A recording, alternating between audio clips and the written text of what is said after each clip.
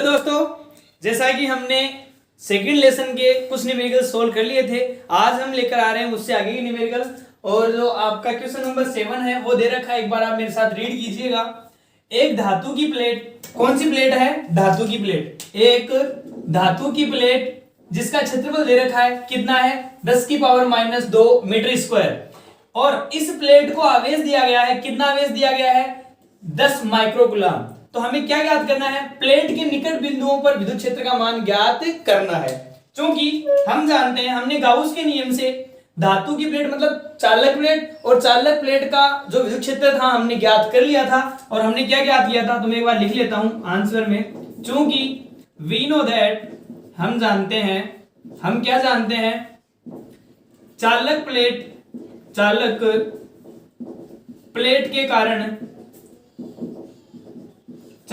के कारण विद्युत क्षेत्र, और चालक प्लेट का विद्युत क्षेत्र होता है वो हमने ज्ञात कर लिया था, कितना होता है? E बराबर सिग्मा अपॉन एप्सिलॉन नोट। ये हमने ज्ञात कर लिया था। ओके, प्रश्नानुसार क्या दे रखा है?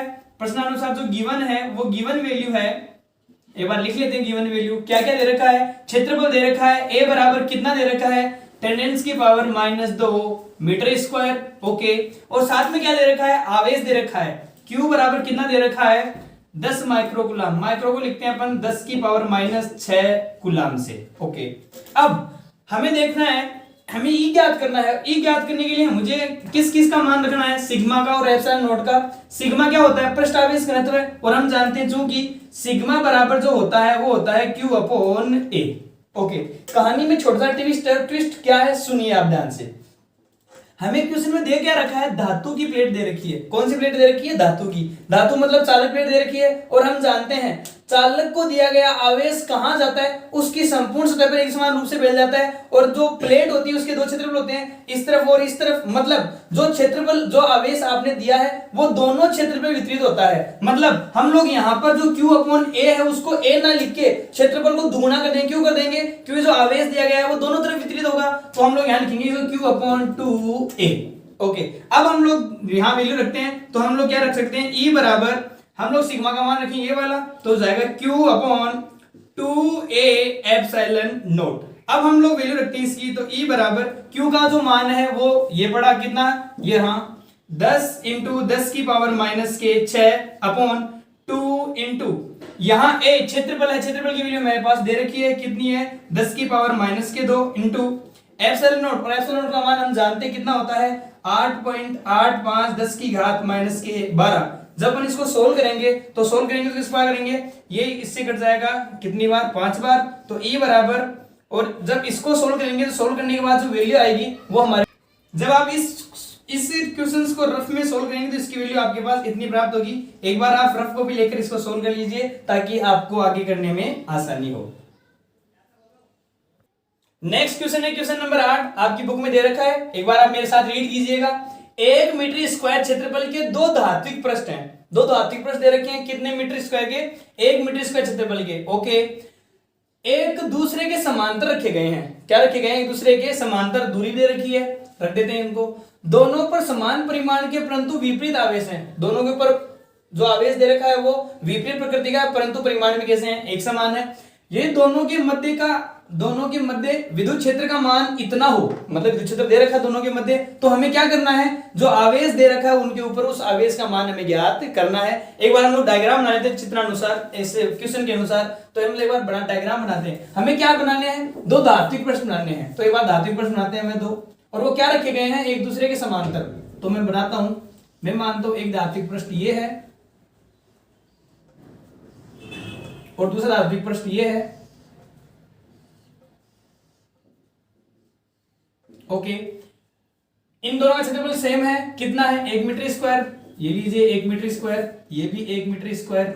ओके, आगे दे रखा है दोनों के मध्य की दूरी दे रखी है इतनी, तो यहां से लेकर यहां तक की दूरी, दोनों आवेशों के मध्य, दोनों प्लेटों के मध्य की दूरी दे रखी है, कितनी? वो है 0.05 मीटर। ओके, आगे क्या दे रखा है? दोनों पर परिमाण में समान परंतु विपरीत आवेश दे रखे हैं। मतलब इन दोनों पर आवेश का परिमाण समान है लेकिन प्रकृति कैसी है, विपरीत, तो मैं मानता हूं इस पे धनावेश दे रखा है और इस पे ऋणावेश दे रखा है। दोनों का परिमाण समान है लेकिन प्रकृति कैसी है, विपरीत, एक पे धनावेश है दूसरे पे ऋणावेश है। ओके, अब क्वेश्चन में क्या बोलता है, ये दोनों के मध्य का विद्युत क्षेत्र कितना दे रखा है, 55 वोल्ट प्रति मीटर। मतलब इन दोनों प्लेटों के मध्य एक ऐसा बिंदु है जहां पर विद्युत क्षेत्र का मान कितना, इतना दे रखा है। तो मानता हूं यहां इन दोनों के बीच में कोई बिंदु P है, इन दोनों के बीच में कोई बिंदु P है जिसके ऊपर विद्युत क्षेत्र का मान दे रखा कितना है, 55 वोल्ट प्रति मीटर है। तो हमें आवेश का मान ज्ञात करना है। ओके, एक बार प्रश्नानुसार हम चलते हैं। ये धनावेश है, कौन सा आवेश है, धनावेश, और हम जानते हैं धनावेश का विद्युत क्षेत्र की तीव्रता होती है बाहर की तरफ। मतलब इस बिंदु P पर विद्युत क्षेत्र की तीव्रता इसके कारण किस तरफ होगी, बाहर की तरफ। ये लीजिए, मैं जो इसके कारण विद्युत क्षेत्र की तीव्रता मानता हूं उसको मान लेता हूं E1। ओके, फिर हम लोग किसके कारण देखते हैं, माइनस क्यू आवेश के कारण, और हमने पढ़ा है माइनस क्यू आवेश के कारण विद्युत क्षेत्र की तीव्रता होती है अंदर की तरफ, मतलब इसमें होगी अंदर की तरफ। तो ये लीजिए, और मैं मानता हूं इसके कारण विद्युत क्षेत्र बनता है वो बनता है E2। आप एक बार इस बिंदु पर ध्यान से देखिए, इस बिंदु पर कितनी तीव्रता प्राप्त हो रही है, 2, और दोनों की दिशाएं क्या हैं, एक समान है। और हम जानते हैं जब दो सदिश राशि एक समान दिशा में तो दोनों को अपन जोड़ देते हैं। तो मैं यहाँ पर जो ई कुल बनता है, हमारे ई कुल का मान भी देगा कितना, इतना। तो मैं ई कुल बनाऊं तो मैं लिखता हूं एक बार ई कुल, और जो ई कुल का मान बनेगा वो दोनों समान दिशा में होने के कारण जुड़ जाएगा, तो हो जाएगा ये E1 प्लस E2। एक बार इसको समीकरण नंबर में 1 नाम देता हूं। ओके, अब हम लोग क्या करेंगे, एक बार पहले E1 का मान निकालेंगे, फिर किसका मान निकालेंगे, E2 का, दोनों का मान रख देंगे और यहां से ई कुल का मान इसके बराबर रख देंगे और आवेश का मान आसानी से ज्ञात कर लेंगे। ओके, अपन चलते हैं एक बार, पहले हम लोग किस किस का मान निकालते हैं, E1 और E2 का। क्योंकि E1 बराबर, आप जानते हैं यह प्लेट कैसी है, देखो धात्विक पृष्ठ है, पृष्ठ कैसा है, धात्विक है, और हमें पता है धात्विक मतलब चालक पृष्ठ है, और चालक के अंदर विद्युत क्षेत्र प्राप्त होता है वो कितना होता है, सिग्मा अपॉन एप्सिलॉन नॉट। तो यहां से हम लोग क्या लिख लेंगे, sigma upon epsilon not. Okay, साथ में मुझे किसका मान रखना पड़ेगा, सिग्मा का मान रखना पड़ेगा, और सिग्मा का मान अपन जानते हैं सिग्मा क्या होता है, पृष्ठ आवेश घनत्व है, और सिग्मा का जो पृष्ठ आवेश घनत्व मान होता है उसको अपन किससे दिखाते हैं, Q अपॉन A से दिखाते हैं। ओके, अभी पिछला क्वेश्चन जो हमने क्वेश्चन नंबर 7 सोल्व किया था उसमें हमने चालक प्लेट ली थी, और चालक प्लेट का जो विद्युत क्षेत्र बना था उसका मान बिल्कुल इतना का इतना था, लेकिन हमने जो पृष्ठ आवेश घनत्व बनाया था उसका मान रखा था Q अपॉन 2A। याद कीजिए, हमने फर्स्ट क्वेश्चन में किया ही था, इससे पहले हमने 2A क्यों किया था, 2A करने का रीजन ये था, रीजन क्या था, क्योंकि जब हम किसी चालक प्लेट को आवेश दिया गया आवेश उसकी दोनों सतह पर आता है, इसलिए जो क्षेत्रफल है वो A काउंट ना होगी, कितना काउंट होता है, 2A काउंट होता है। ओके, इस वजह से यहां पर हम लोग जब इसको आगे सोल्व करेंगे तो हम लोग सिग्मा का मान कितना रखेंगे, Q अपॉन 2A। तो ये मान हो जाएगा Q अपॉन 2A और साथ में कितना, एप्सिलॉन नॉट। ये किसका मान बनेगा, E1 का। इसी प्रकार से E2 का मान भी कितना बनेगा, इतना बनेगा, वो क्या हो जाएगा, सिग्मा अपॉन एप्सिलॉन नॉट बराबर कितना, Q अपॉन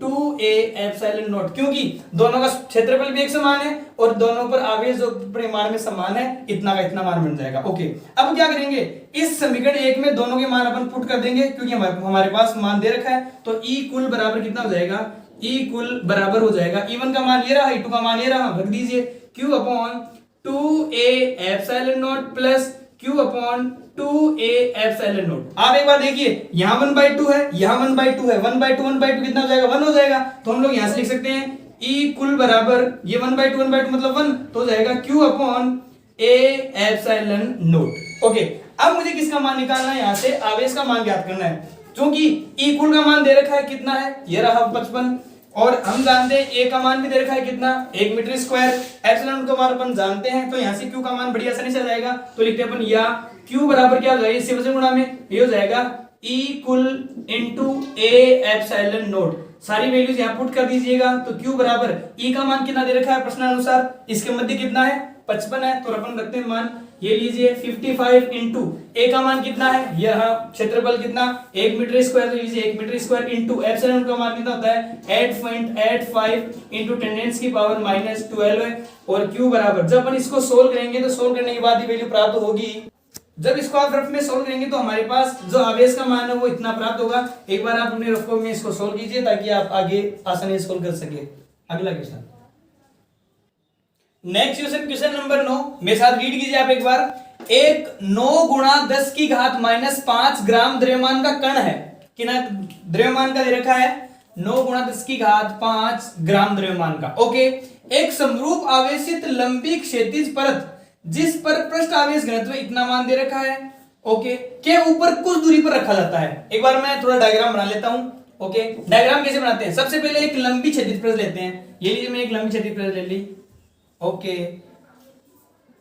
और ये लंबी क्षैतिज पृष्ठ ऐसी है, आवेशित है, मैं मानो धनावेश से आवेशित है। ये लीजिए। ओके, यहां किसी भी जगह इस क्वेश्चन में ये नहीं दे रखा कि ये चालक परत है या अचालक परत है। तो जब आपके सामने कभी ऐसा क्वेश्चन आए जहां चालक परत भी ना लिखा हो, अचालक नहीं लिखा हो, धात्विक पृष्ठ नहीं लिखा हुआ हो, उस समय आप कुछ भी ना मान के डायरेक्ट आपको क्या मानना है? अचालक परत माननी है। ओके, और जब हम लोग अचालक परत को आवेश देते हैं तो दिया गया आवेश उसी जगह विद्यमान होता है जहां पर आप उसको देते हैं। मतलब हम लोग सब इसको एक समान रूप से आवेश वितरित कर देते हैं। ये कौन सी परत है? अचालक परत है, जिसको हमने आवेश दे दिया। ओके, इस पर पृष्ठ आवेश घनत्व है, इस पर सिग्मा का मान दे रखा है। सिग्मा बराबर कितना दे रखा है? क्वेश्चन में वैल्यू दे रखी है 5 × 10⁻⁻5 कूलाम प्रति मीटर स्क्वायर। ओके, इसके कुछ ऊपर कोई कण रखा जाता है। ये कण रखा गया है, ये मैं मानता हूं इससे कुछ दूरी ऊपर यहां पर कोई कण रखा गया है। ओके, ये कण रखा गया है जिसका द्रव्यमान भी दे रखा है। द्रव्यमान कितना दे रखा है? m बराबर 9 × 10⁻⁻5 ग्राम। हम एक बार इसको केजी में कन्वर्ट करते हैं तो ये m बराबर क्या हो जाएगा? 9 × 10⁻⁻5। हम जानते हैं जब ग्राम को किलोग्राम में कन्वर्ट करते हैं 1000 का भाग देंगे या गुणा करें तो कितनी घात से? 10⁻³ से इसको किसमें बदल देते हैं? केजी में। तो ये m बराबर क्या हो जाएगा? 9 × मैं कॉमन लिख लेता हूं उसको। m बराबर कितना हो जाएगा? 9 × 10⁻⁸ केजी। ओके, अब क्या कहा अगले क्वेश्चन में कहा है कण पर कितना आवेश हो, इस कण पर कितना आवेश हो कि स्वतंत्र छोड़ने पर यह नीचे ना गिरे। इस कण पर मैं मानता हूं मेरे पास एक ऐसी परत थी, एक परत है, इस परत के ऊपर यहां पर कुछ दूरी पर कोई कण विद्यमान है। मैं मानता हूं ये कण विद्यमान है इस परत के ऊपर। ओके, और ये द्रव्यमान दे रखा है, कितना द्रव्यमान दे रखा है? 9 × 10⁸ किलोग्राम का कण है। मैं इसको जब छोड़ूं तो ये नीचे नहीं गिरना चाहिए, और अपन जानते हैं ये तो नीचे गिरेगा। क्यों गिरेगा? क्योंकि इस पर गुरुत्वाकर्षण बल लगेगा और नीचे की तरफ जो भार लगता है उसको हम लोग W बराबर mg दिखाते हैं। उसके कारण ये किस तरफ जाता है? नीचे की तरफ जाता है। लेकिन ये नीचे कब नहीं जाएगा? ये नीचे तब नहीं जाएगा जब कब यहां पर नीचे क्या हो? धनावेशित कण हो, धनावेश पड़ा हुआ हो, और ऊपर इस पे क्या पड़ा हो? धनावेश पड़ा हो, और दोनों परिमाण में क्या हो? एक समान हो। तो ये नीचे वाली परत क्या करें? इसको प्रतिकर्षित करे ऊपर की तरफ, और ये तो प्रतिकर्षित करे और ये नीचे जाने की कोशिश करे। तो एक ऐसी स्थिति आएगी तो अगर दोनों बल, ऊपर की तरफ लगने वाला बल और नीचे की तरफ लगने वाला बल जब दोनों बराबर हो जाएंगे तो ये नीचे की तरफ नहीं जाएगा। तो प्रश्नानुसार प्रश्न क्या बोल रहा है? प्रश्न बोल रहा है कि इस परत के कुछ दूरी पर इस कण पर कितना आवेश होगा। मतलब इस कण का हमें क्या ज्ञात करना है? आवेश ज्ञात करना है। कितना आवेश होगा कि ये कण स्वतंत्र रूप से छोड़ने पर नीचे ना गिरे। ओके, हमें पता है नीचे की तरफ कौन ले जाता है? वो ले जाता है mg। ओके, अब ये तो नीचे आने की कोशिश करेगा, लेकिन हमें पता है अगर मैं ये वाला कण धनावेशित लूं और इस पे क्या पड़ा हुआ है? धनावेश पड़ा हुआ है, और हम जानते हैं धनावेश के मध्य क्या लगता है? प्रतिकर्षण बल लगता है। तो अगर इस पर इतने ही परिमाण का ऊपर की तरफ बल लग जाए तो ये नीचे कभी नहीं आएगा। और ऊपर की तरफ हम जानते हैं धनावेश में विद्युत क्षेत्र की तीव्रता किस तरफ होती है? बाहर की तरफ होती है। और हम जानते हैं E बराबर क्या होता है? F/Q। तो F बराबर क्या हो जाएगा? Q × E। ओके, और E क्या है? विद्युत क्षेत्र की दिशा। तो जिस तरफ विद्युत क्षेत्र की दिशा होगी उस तरफ लगने वाले बल की दिशा हो जाएगी। विद्युत क्षेत्र की दिशा किस तरफ है? ऊपर की तरफ। तो लगने वाले बल की दिशा किस तरफ हो जाएगी? ऊपर की तरफ। मतलब ये जो बल लग रहा है ऊपर की तरफ, वो बल कितना है? QE। अगर ये दोनों बल, कौन कौन से बल? F बराबर QE और F बराबर mg, ये दोनों बल आपस में परिमाण में समान होंगे तो ये कण कभी भी नीचे नहीं गिरेगा। इस समय हमें किसका मान ज्ञात करना है? इस Q का मान ज्ञात करना है। बहुत इंपॉर्टेंट क्वेश्चन है, एग्जाम में आने के 100% चांस है। आप इसको ढंग से सोल्व कीजिए। ओके, अब हम सोल्व करते हैं प्रश्नानुसार। अब लिखते हैं अपन प्रश्नानुसार। प्रश्नानुसार क्या कहा है कि ये नीचे नहीं गिरना चाहिए, मतलब नीचे की तरफ लगने वाला बल ऊपर की तरफ लगने वाले बल के समान होना चाहिए, तभी नीचे कभी नहीं गिरेगा। अगर नीचे की तरफ लगने वाले बल का मान ज्यादा हुआ तो नीचे आ जाएगा, और ऊपर की तरफ लगने वाले बल का मान ज्यादा हुआ तो ऊपर की तरफ चला जाएगा। लेकिन हमें तो वहीं स्टेबल रखना है, तो हम लोग क्या कहेंगे प्रश्नानुसार? अगर स्टेबल रहेगा मतलब संतुलन अवस्था रहेगी, तो लिखते हैं संतुलन अवस्था से। संतुलन अवस्था से, और संतुलन अवस्था से क्या होगा? दोनों बल क्या होंगे? एक समान होंगे। तो मैं क्या लिखूंगा? क्यू ई बराबर लिखेंगे अपन एम जी। हमें किसका मान ज्ञात करना है? क्यू का मान ज्ञात करना है। तो क्यू बराबर क्या हो जाएगा? एम जी अपॉन ई।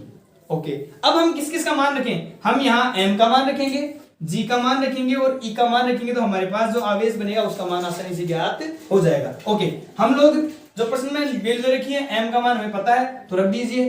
क्यू बराबर एम का मान कितना? इतना रख दीजिए यहाँ पर 9 इंटू 10 की पावर माइनस के 8 इंटू जी का मान आप 10 मान लीजिए, ये लीजिए 10 अपॉन ई का मान। ओके, हम लोग एक बार ई निकालते हैं। ये प्लेट कैसी है? हमने मान ली ये अचालक प्लेट है और अचालक प्लेट के विद्युत क्षेत्र की तीव्रता कितनी होती है? Sigma upon 2 epsilon note. तो हमें यहां से ई का मान रखना है, तो ई का मान हम लोग रखना चाहें तो ई बराबर सिग्मा का मान दे रखा है, कितना है? 5 इंटू 10 की पावर माइनस के 5 अपॉन 2 इंटू एप्सिलॉन नोट का मान कितना होता है? वो होता है 8.85 इंटू 10 की पावर माइनस के 12। ये ई का मान आप यहां जब यहां रखेंगे तो देखो किस प्रकार से रख सकते हैं इसका मान। ये नीचे ये तो ऐसा वैसा जाएगा 5 इंटू 10 की पावर माइनस के 5 और ये जो नीचे वाला वो मान ऊपर चला जाएगा, ऊपर कितना जाएगा? 2 इंटू 8.85 इंटू 10 की पावर माइनस के 12 है। और जब आप इसको सोल्व करेंगे तो सोल्व करने के बाद जो आपके पास वैल्यू प्राप्त होगी वो होगी, इसको जब आप सोल्व करेंगे तो वैल्यू इतनी प्राप्त होगी। एक बार आप इसको रखो में सोल्व कर लीजिएगा। अगला जो क्वेश्चन है क्वेश्चन नंबर 10, उसमें लिखा है, आप मेरे साथ रीड कीजिए। एक XY तल में स्थित लंबी समरूप आवेशित परत पर पृष्ठ आवेश घनत्व का मान दे रखा है और 1.1 मीटर त्रिज्या के वर्ताकार लूप जिसकी अक्ष के साथ 60 डिग्री का कोण बनता है, उससे पारित फ्लक्स का मान हमें ज्ञात करना है। ओके, मतलब हमें यहां से उस परत का विद्युत क्षेत्र बनेगा और उससे इस लूप में से जो फ्लक्स निकलता है उसका मान ज्ञात करना है। तो हम जानते हैं फ्लक्स का जो गणितीय मान होता है, हम जानते हैं चूंकि फाई बराबर क्या होता है? ई सदिश डॉट एस सदिश। इसको जब सोल्व करेंगे तो फाई बराबर बन जाएगा E S cos theta. Okay, ये थीटा कौन है? ये कोण है किस किस के मध्य का? ई और एस के मध्य बनने वाला कोण है। ओके, अब चलते हैं क्वेश्चन में। यहां पर ई है विद्युत क्षेत्र की तीव्रता और एस क्या है? क्षेत्रफल सदिश है और हम जानते हैं क्षेत्रफल कैसे होता है? क्षेत्रफल के लंबवत होता है। ओके, अब प्रश्न के अनुसार एक बार दोबारा रीड करते हैं। यहां आवेश घनत्व का मान दे रखा है, तो एक बार मैं साइड में लिख लेता हूं। गिवन क्या क्या है? पृष्ठ आवेश घनत्व है, मतलब जिसको अपन किसे दिखाते हैं? सिग्मा से। और सिग्मा बराबर कितना दे रखा है? 5 इंटू 10 की पावर माइनस के 16 कुलाम प्रति मीटर स्क्वायर। ओके, 1.1 मीटर त्रिज्या की वर्ताकार लूप जिसकी अक्ष जेड अक्ष के साथ 60 डिग्री का कोण बनाती है। एक बार आप प्रश्न को ध्यान से सुनिएगा। इस जो लंबी समरूप आवेशित परत है, इसकी जो विद्युत क्षेत्र जो बनता है उसके साथ कितना डिग्री कोण बनाएगा? ये जो वर्ताकार लूप है उसकी अपन बात करने वाले हैं। तो एक बार ध्यान से देखिए आप, इसमें क्या लिखा हुआ है? 0.1 मीटर त्रिज्या के वर्ताकार लूप, एक लूप पड़ा हुआ है, कितनी त्रिज्या का है? 0.1 मीटर त्रिज्या का है, वर्ताकार लूप है। ओके, जिसकी अक्ष मतलब इस वर्ताकार लूप की अक्ष जो है वो अक्ष जेड अक्ष के साथ कितना कोण बनाती है?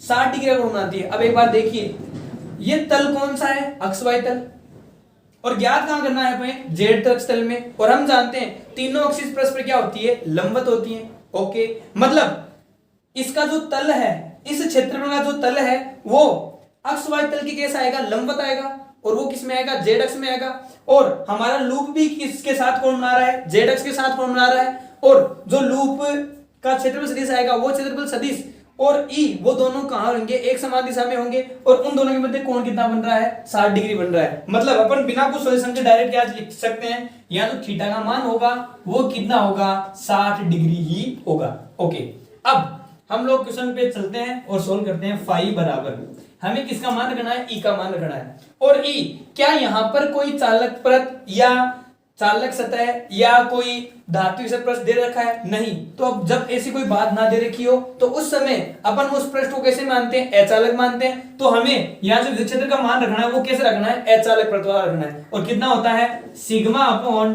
2 एप्सिलॉन नॉट इनटू, यहाँ एस का मान रखना है। एस कौन है, क्षेत्रफल, क्षेत्रफल का मान देखिए ध्यान से, यहाँ लूप कैसा है, वर्ताकार रूप है, तो अपन किसका क्षेत्रफल रखेंगे, वर्त का क्षेत्रफल रखेंगे। और वर्त का क्षेत्रफल कितना होता है, पाई आर स्क्वायर। ओके, यहाँ एक बार आर का मान रख लीजिए। आर का मान कितना दे रखा है, आर का मान दे रखा है 0.1 मीटर। ओके, आगे इनटू कॉस थीटा का मान कितना है 60, ये लीजिए कॉस 60। अब बिना कुछ सोचे समझे इनमें वैल्यू रख दीजिए। तो फाई बराबर सिग्मा का मान दे रखा है कितना है 5 इंटू 10 की पावर -16 अपॉन 2 एप्सिलॉन नॉट का मान कितना होता है 8.85 इंटू 10 की पावर -12 है इंटू पाई का मान कितना 3.14 इंटू आर स्क्वायर, इस त्रिज्या का स्क्वायर मतलब 0.1 का होल स्क्वायर इंटू cos 60, तो cos 60 का मान कितना होता है 1/2। तो जब आप इस पूरी वैल्यू को सोल्व करेंगे तो यहां से निर्गत फ्लक्स का मान आपके पास प्राप्त होगा। तो जब आप इसको सोल्व करेंगे तो सोल्व करने के बाद में आपके पास वैल्यू प्राप्त होगी इतनी, जो कितनी प्राप्त होगी 4.44 10 की पावर -7 न्यूटन मीटर स्क्वायर प्रति कूलम। अगला क्वेश्चन है क्वेश्चन नंबर 11। 10 की पावर 3 इलेक्ट्रॉन वोल्ट ऊर्जा का एक इलेक्ट्रॉन है, उस इलेक्ट्रॉन को 5 मिलीमीटर दूरी से एक अनंत विस्तार की चालक प्लेट की ओर लंब दागा जाता है। मैं मानता हूं ये एक प्लेट है, चालक प्लेट है, क्वेश्चन में दे रखा है चालक प्लेट की ओर। ओके, लंब दागा जाता है मतलब मेरे पास यहां पर एक इलेक्ट्रॉन है और उस इलेक्ट्रॉन को कितनी दूरी से 5 mm दूरी से अनंत विस्तार की प्लेट पर दागा जाता है। ओके, आगे देखते हैं क्वेश्चन में। चालक प्लेट पर न्यूनतम पृष्ठ आवेश घनत्व की गणना करनी है। हमें इस चालक पृष्ठ पर आवेश घनत्व का मान ज्ञात करना मतलब सिग्मा का मान ज्ञात करना है। और कब, जब इलेक्ट्रॉन प्लेट से ना टकराए, मतलब हमने वहां से उस इलेक्ट्रॉन को दाग तो दिया लेकिन वो इलेक्ट्रॉन उस प्लेट से टकराना नहीं चाहिए। प्लेट से नहीं टकराना का मतलब अपन इलेक्ट्रॉन को दाग तो रहे हैं लेकिन वो जो इलेक्ट्रॉन जा रहा है वो कभी उस प्लेट को टच नहीं करना चाहिए। मतलब इस प्लेट के कारण इस इलेक्ट्रॉन पर ऊपर की तरफ एक बल लगता है और वो बल अगर उसी परिमाण का लगता है, किस परिमाण का, जितने परिमाण से इलेक्ट्रॉन उस तरफ जा रहा है, तो वो कभी भी उस प्लेट को नहीं टच कर पाएगा। ओके, एक बार अपन इस क्वेश्चन के अनुसार यहाँ कुछ लिखते हैं। ओके, प्रश्नानुसार हमने एक डायग्राम बनाया है। ये हमने एक प्लेट ली है और प्लेट के ऊपर ये इलेक्ट्रॉन है, ये इलेक्ट्रॉन यहाँ पड़ा हुआ है जिसको नीचे की तरफ दागा जा रहा है कितनी मीटर दूरी पे 5 mm से, मतलब ये विस्थापन कर रहा है। ओके, और कितनी एनर्जी दागा जा रहा है, इतनी एनर्जी दागा जा रहा है। और हम जानते हैं, हम क्या जानते हैं, किया गया कार्य ऊर्जा के रूप में संचित होता है। मतलब अगर मैं यहां से इस इलेक्ट्रॉन को दागने में जो जितना कार्य किया जाता है उस कार्य को इसके बराबर पुट कर दूंगा तो हमें जो संतुलन स्थिति प्राप्त होती है उसके अनुसार हमें सिग्मा का मान बड़ी आसानी से ज्ञात कर सकते हैं। तो चलते हैं अपन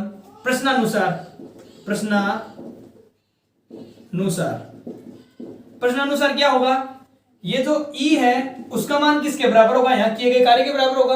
और कार्य क्या होता है, बल इंटू विस्थापन के, तो मैं लिखता हूं F इंटू डी, किया गया कार्य बल इंटू विस्थापन किसके बराबर, ऊर्जा के बराबर। और E का मान कितना है, ये पढ़ा, कितना मान है 10⁻³ इलेक्ट्रॉन वोल्ट।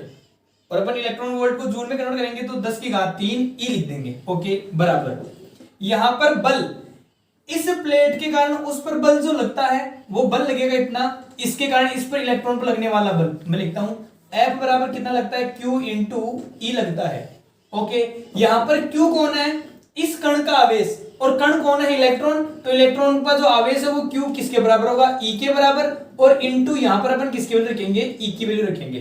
तो अपन F का मान ये यहां पर पुट करेंगे तो F का मान कितना रख सकते हैं अपन यहां से E इंटू डी। ओके, अब हम जानते हैं इसको अपन लिख सकते हैं 10⁻³ अपन यहां से वो E से E काट सकते हैं तो 10⁻³ बराबर यहां पर किसका मान रखेंगे, E का मान रखेंगे। और E किसके कारण, इस प्लेट के कारण विद्युत क्षेत्र रखेंगे। क्योंकि इस क्वेश्चन में कहीं पे ये नहीं लिखा हुआ सॉरी यहाँ लिखा हुआ है कौन सी प्लेट है, ये चालक प्लेट है। और चालक प्लेट का विद्युत क्षेत्र अपन जानते हैं कितना होता है, चालक प्लेट का विद्युत क्षेत्र होता है, अपन लिख लेते हैं, इसका जो ई होगा वो कितना होगा, सिग्मा अपॉन एप्सिलॉन नॉट। तो अपन यहाँ मान रख लेते कितना, सिग्मा अपॉन एप्सिलॉन नॉट, किसका मान, इस ई का, इनटू डी। डी कौन है, विस्थापन कितना विस्थापित हो रही है, 5 mm, 5 mm को अपन मीटर में कन्वर्ट करेंगे, ये हो जाएगा तो कितना 5 इंटू 10 की पावर माइनस के 3। क्योंकि मिली को अपन किसे लिखते हैं 10 की घात माइनस 3 से, तो हमने ये लिख लिया। ओके, अपन यहाँ से सिग्मा का मान निकालना चाहेंगे, हमें किसकी गणना करनी है, पृष्ठ आवेश घनत्व की। तो सिग्मा बराबर, सिग्मा एक तरफ और बाकी से चले जाएंगे एक तरफ, तो ये इसके वजन गुणा जाएगा, तो 10 की घात 3 इंटू एप्सिलॉन नॉट अपॉन, ये जाएंगे इसके नीचे, तो कितना 5 इंटू 10 की पावर माइनस के 3। अपन इसको आगे सोल्व करेंगे, तो 10 की घात 3 इंटू एप्सिलॉन का मान होता है 8.85 इंटू 10 की पावर माइनस के 12 है, अपॉन 5 इंटू 10 की पावर माइनस के 3। जब अपन इस सिग्मा का मान सोल्व करेंगे, तो सोल्व करने के बाद ये मान प्राप्त होगा, जब इसको सोल्व करेंगे तो सोल्व करने के बाद हमारे पास आंसर ये प्राप्त होगा, और ये लीजिए।